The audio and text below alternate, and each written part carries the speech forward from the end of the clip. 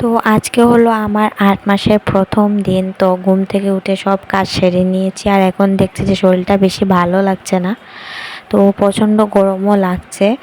আর এইদিকে আমি স্নান করার জন্য রেডি হয়ে গেছি, আর এইদিকে নাইটি গামছা নিয়ে নিয়েছি, স্নানে যাব। তো এখন আমি স্নানে যাচ্ছি, আর প্রচুর টেনশন হয় মনে মনে কী যে হবে, কারণ আর তো বেশি দিন বাকি না, এগিয়ে এসেছে সময়।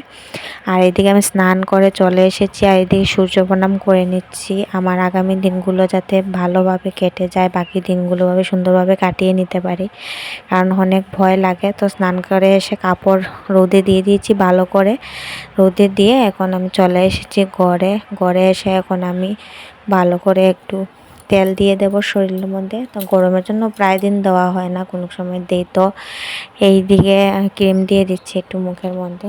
তো এভাবেই আজকের দিনটা ঠাকুরের নাম নিয়ে কাটালাম, যাতে বাকি দিনগুলো ভালোভাবে কাটে। তো সিঁদুর পরে নিয়েছি, চলো টাটা বাই।